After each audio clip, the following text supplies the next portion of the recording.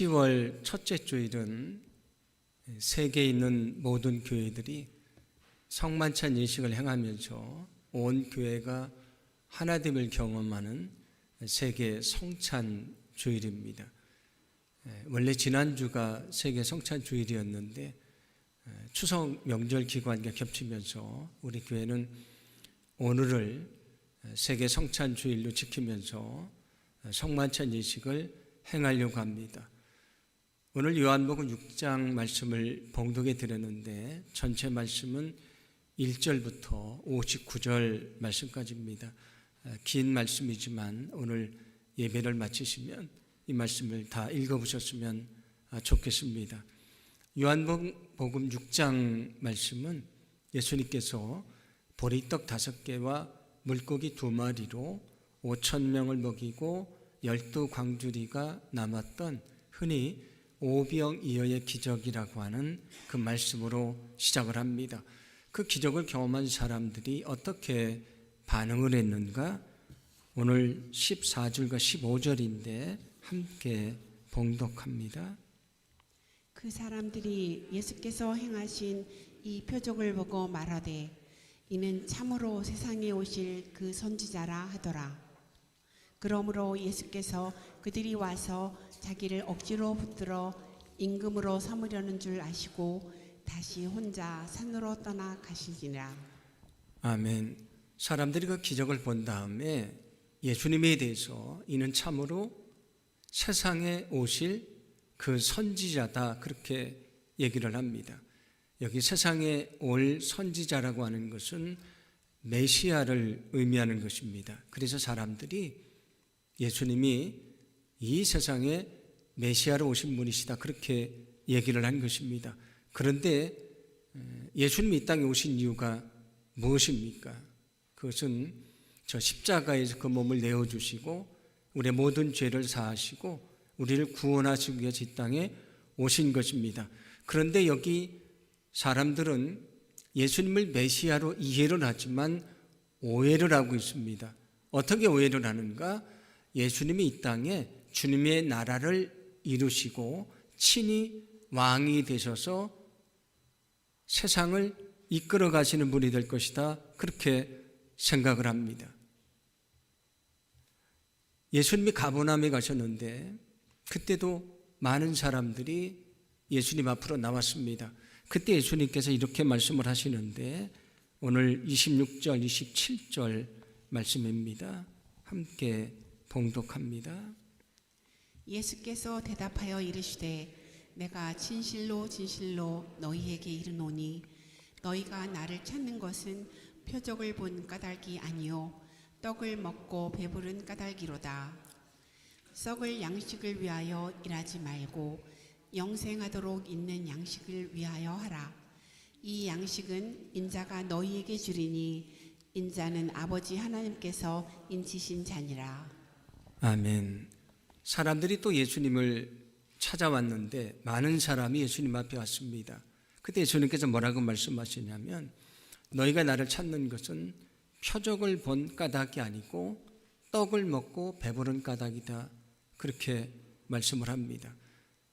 예수님께서 오병이어의 기적을 통해서 그들의 줄인 배를 채워주셨습니다. 그들이 이해하기에 예수님은 자신들의 세상의 필요를 채워줄 수 있는 분이라고 생각을 했습니다. 그래서 앞에서 봉독한 말씀처럼 사람들이 예수님을 무엇으로 삼으려고 합니까? 왕으로 삼으려고 해서 예수님이 그 자리를 떠나셨다고 말씀을 합니다. 여기 또 하나 중요한 말씀은 여기 표적이라고 하는 말씀입니다. 표적이라는 것은 뭘 말하냐면 초자연적인 어떤 기적만을 말하는 것이 아니고 그 기적이 가르쳐 주고자 하시는 하나님의 뜻을 말합니다. 그 기적이 가르쳐 주시는 하나님의 뜻을 말씀하는 것인데 여기 사람들이 예수님에 대해서 오해를 하고 있다 그런 얘기입니다.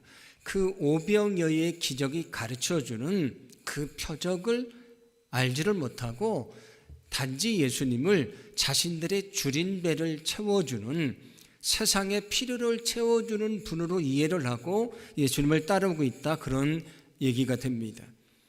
이 표적을 사인이라고 얘기를 합니다. 색으로 설명을 하면 빨간색이 있고 초록색이 있고 노란색이 있다고 하면 그것은 그냥 빨간색이고 초록색이고 노란색이지 않습니까? 그런데 그 색깔이 신호등에 사용이 되면 어떻습니까? 그냥 색깔이 아니고 거기는 의미가 담겨져 있습니다. 빨간색은 건너가지 말라는 표시가 되고요. 초록색은 건너가도 좋다는 표시가 됩니다. 노란색은 기다리거나 빨리 지나가라 그런 의미가 되지 않습니까? 표적이란 것이 그것입니다. 어떤 하나님의 뜻을 가르쳐 주는 것입니다. 그런데 그들이 오병이어의 기적을 경험한 다음에 예수님에 대해서 예수님이 자신들의 줄인 배를 채워줬던 것처럼 세상적인 필요만을 채워주시는 분으로 오해를 해서 예수님을 왕으로 삼으려고 했다, 그런 말씀입니다. 그런데 예수님은 오늘 이 말씀을 통해서 너희가 오해를 하고 있는 것이다. 눈에 보이는 그 오병이어의 기적을 보는 것이 아니고 그 기적을 통해 가르쳐 주시려고 하는 것, 그 표적을 너희가 봐야 된다는 말씀이 됩니다. 우리가 예수님을 믿습니다. 예수님을 믿는 이유가 무엇입니까? 우리가 부자가 되려고 예수님을 믿습니까? 아니면 세상에서 성공하려고 예수님을 믿습니까? 세상에서 우리가 출세하려고 예수님을 믿습니까? 세상에서 영광을 얻으려고 예수님을 믿습니까? 만약에 우리가 세상에 나의 필요를 채워주는 것만을 위해서 예수님을 믿는다면 우리의 방향은 잘못된 것입니다. 만약에 그것만을 위해서 예수님을 믿는다면 오늘 성경에 나오는 어리석은 사람들이 단지 예수님을 세상의 필요를 채워주시는 분으로 여기고 왕으로 삼으려고 했고요. 그 표적을 통해 가르쳐 주시고자 하시는 주님의 뜻을 깨닫지 못했던 사람들과 다름이 없는 것입니다. 만약에 세상의 필요를 채우기 위해서 우리가 예수님을 믿는다면 세상의 필요를 채워달라고 우상 앞에 엎드리고 절하는 사람들과 다름이 없는 것입니다. 우리가 왜 예수님을 믿습니까? 우리는 우리의 죄사함을 받고요, 우리가 의롭다고 인정을 받고 저 천국에 들어가기 위해서 우리의 영혼이 구원받아서 영생을 얻기 위해서 우리가 예수님을 믿는다는 것을 여러분 기억하시기를 바랍니다. 그래서 오늘 성경에 단지 자신들의 줄인 배를 채워주며 양식을 채워주었던 예수님을 보고 그것만을 보고 따랐던 사람들에게 뭐라고 말씀을 하십니까? 너희는 썩을 양식을 위하여 일하지 말고 영생하도록 있는 양식을 위하여 일해야 된다. 오늘 오병이어의 기적이 가르쳐주고자 하는 뜻이 바로 거기 있다는 것입니다. 예수님은 인간의 세상의 필요를 채워주시는 분이 아니고 우리에게 영원한 생명을 주시는 분이시다. 우리는 그것을 분명히 알아야 된다. 너희들은 지금 예수님에게서 육적인 양식을 구하지만 그게 아니고 너희들이 예수님에게서 구해야 되는 것은 영적인 양식이라는 것을 말씀해 주고 있습니다. 그 영적인 양식이 무엇인지를 오늘 성경은 말씀해 줍니다. 예수님께서 하늘에서 내려온 양식이라고 얘기를 하니까 거기 말씀을 듣던 사람들이 하나를 생각해냈습니다. 생각해낸 것은 뭐냐면 오늘 31절 말씀처럼 이스라엘 백성들이 출애굽을 했을 때에 광야에서 하늘에서 내려오는 양식 만나를 먹으면서 살았습니다. 예수님이 하늘에서 내려온 생명을 주시는 양식을 위해서 살아야 된다라고 말씀을 하니까 그들이 생각한 것은 하늘에서 내려왔던 만나입니다. 그래서 예수님에게 말하고 있는 것입니다. 그거 우리가 알고 있습니다. 하늘에서 내려온 만나를 먹고 우리 조상들이 살았는데 하늘에서 내려온 만나 우리 그거를 알고 있습니다라고 얘기를 합니다. 그런데 예수님은 이어서 이렇게 말씀하십니다. 49절과 50절인데 함께 봉독합니다. 너희 조상들은 광야에서 만나를 먹었어도 죽었거니와 이는 하늘에서 내려오는 떡이니 사람으로 하여금 먹고 죽지 아니하게 하는 것이니라. 아멘. 예수님이 하늘에서 내려오는 양식이 있다고 얘기를 하니까 만나를 생각했습니다. 그런데 예수님이 뭐라고 말씀하십니까? 그게 아니라는 말씀입니다. 광야에서 만나를 먹었던, 하늘에서 내려오는 양식인 만나를 먹었던 사람들은 다 죽었다. 그런데 내가 주려고 하는 양식은 먹고 죽는 것이 아니다. 그것은 너에게 영원한 생명을 주는 양식이라고 말씀을 합니다. 그러면 우리에게 영원한 생명을 주시는 그 양식이 무엇인가? 오늘 35절에서 예수님은 이렇게 선언하십니다. 35절 말씀을 봉독합니다. 예수께서 이르시되 나는 생명의 떡이니 내게 오는 자는 결코 줄이지 아니할 터이요 나를 믿는 자는 영원히 목마르지 아니하리라. 아멘. 우리에게 영원한 생명을 주는 그 생명의 떡이 무엇인지를 말씀합니다. 예수님 자신이라고 말씀해 주십니다. 그래서 세상에서 우리 양식을 먹지만 시간이 지나면 다시 배고프게 돼 있고요. 목마르게 돼 있습니다. 광야에서 하늘에서 내려오는 만나를 먹었던 사람들도 다 죽었습니다. 그런데 여기 영원히 줄이지도 않고 목마르지도 않는 양식을 공급해 주시는 분이 계시다.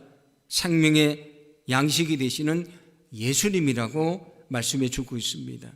여러분 이처럼 예수님은 우리에게 생명의 양식이 된다는 것을 믿으시기를 바랍니다. 그래서 우리는 영원히 줄이지 아니할 것이다. 목마르지 아니할 것이다. 영원히 줄이지 않고 목마르지 않는다는 것은 무엇을 말하는 것인가? 요한계시록 7장 16절입니다. 함께 봉독합니다. 그들이 다시는 줄이지도 아니하며 목마르지도 아니하고 해나 아무 뜨거운 기운에 상하지도 아니하리니. 아멘. 여기 다시는 줄이지도 않을 것이다. 목마르지도 않을 것이다. 이 말씀은 천국에서 얻게 될 하나님이 주시는 축복을 말씀해 주는 것입니다. 오늘 예수님이 나는 생명의 떡이다. 내게 오는 사람은 줄이지 아니할 것이다. 영원히 목마르지 아니할 것이다. 그 말씀은 우리가 예수님을 통해서 영원한 생명을 얻게 될 것이다. 우리가 저 천국에 들어가게 될 것이다. 그런 약속의 말씀입니다. 이처럼 예수님은 우리에게 영생을 주시는 생명의 양식인 것을 믿으시기 바랍니다. 예수님은 우리에게 영생을 주시는 생명의 양식이 되시는 분이십니다.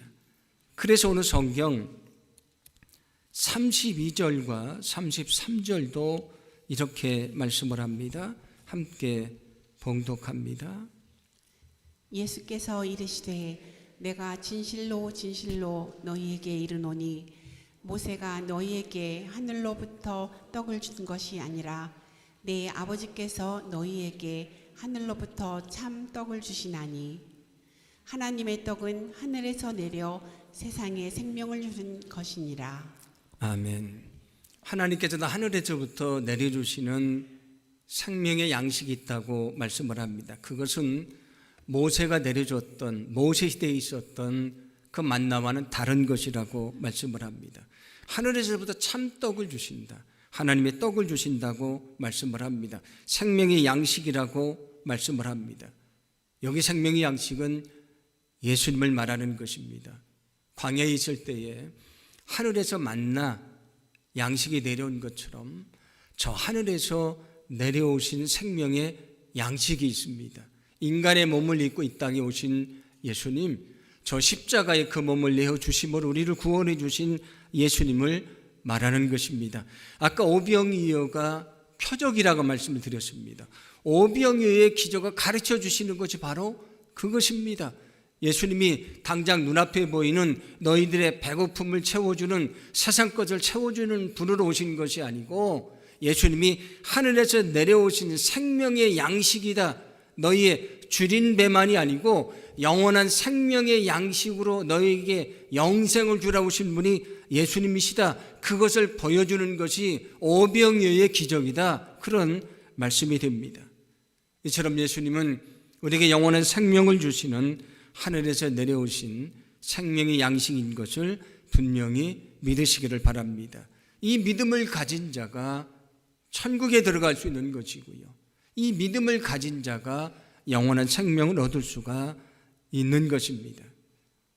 예수님이 생명의 양식이 된다고 말씀을 드렸습니다. 예수님을 통해서 영원한 생명을 얻는다는 말씀인데, 그러면 어떻게 우리가 예수님을 통해서 생명을 얻을 수가 있는 것인가? 27절 말씀에서 너희는 썩어질 양식을 위해서 일하지 말고 영생하도록 하는 양식을 위해서 일하라 말씀을 합니다. 하나님이 원하시는 뜻을 위해 살아가야 된다, 그런 말씀이지 않습니까? 그러니까 사람들이 그 말씀을 들은 다음에 그러면 영생하도록 하는 양식을 얻는 하나님의 일이 도대체 뭡니까? 라고 질문을 합니다. 그때 예수님의 대답이 29절인데 함께 봉독합니다. 예수께서 대답하여 이르시되 하나님께서 보내신 이를 믿는 것이 하나님의 일이니라 하시니. 아멘. 너희는 세상에 썩어질 양식을 위해 일하지 말고 영생을 얻도록 하는 양식을 위해서 일을 해야 된다, 그렇게 말씀을 하셨고, 사람들이 그럼 하나님의 일이 뭡니까? 라고 물을 때 예수님의 대답이 무엇입니까? 하나님이 보내신 분 예수님을 믿는 것이라고 말씀을 합니다. 그게 하나님의 일이다. 그 말씀은 어떤 말씀이 되겠습니까? 생명의 양식이신 예수님을 통해서 어떻게 우리가 영원한 생명을 얻는가? 예수 그리스도를 믿을 때에 우리가 영원한 생명을 얻게 된다는 것을 기억하시기를 바랍니다. 오늘 성경은 분명히 말씀해 줍니다. 우리는 예수님을 믿음으로 영원한 생명을 얻는 것입니다. 여러분, 우리가 예수님을 믿음으로 영원한 생명을 얻는다는 것을 기억하시기를 바랍니다. 예수님이 이 땅에 인간의 몸을 입고 오셨습니다. 저 십자가에서 우리의 죄를 다 사해 주셨는데 그 사실을 믿는 자가 영원한 생명을 얻게 된다고 말씀을 합니다. 오늘 성경은 여러 군데서 믿는 자에게 영원한 생명을 준다고 말씀하는데 40절도 이렇게 말씀을 합니다. 함께 봉독합니다. 내 아버지의 뜻은 아들을 보고 믿는 자마다 영생을 얻는 이것이니 마지막 날에 내가 이를 다시 살리리라 하시니라. 아멘. 하나님의 뜻은 예수님을 믿고 영생을 얻는 것이다.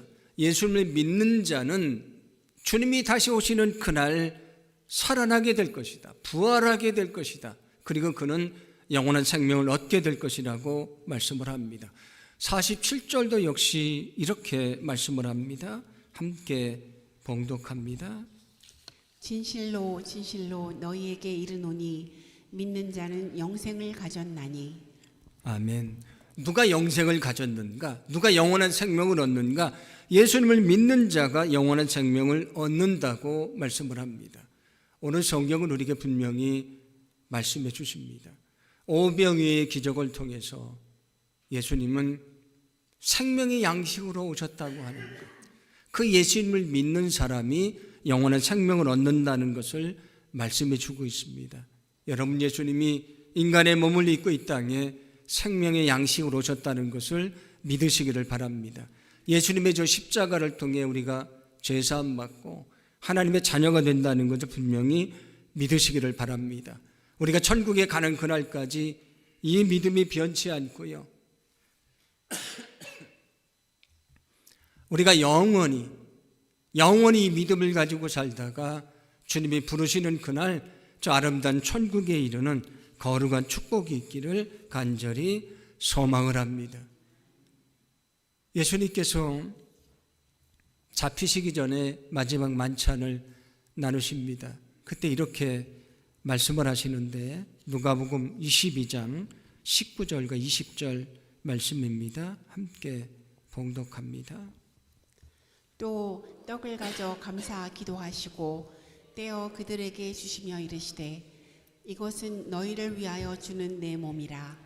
너희가 이를 행하여 나를 기념하라 하시고 저녁 먹은 후에 잔도 그와 같이 하여 이르시되 이 잔은 내 피로 세우는 새 언약이니 곧 너희를 위하여 붓는 것이라. 아멘. 떡을 주시면서 이것은 너희를 위해 내어주는 나의 몸이라고 말씀을 하고요. 포도도 잔을 나눠주시면서 이것은 너희를 위해 흘리는 새 언약의 피다라고 말씀을 합니다.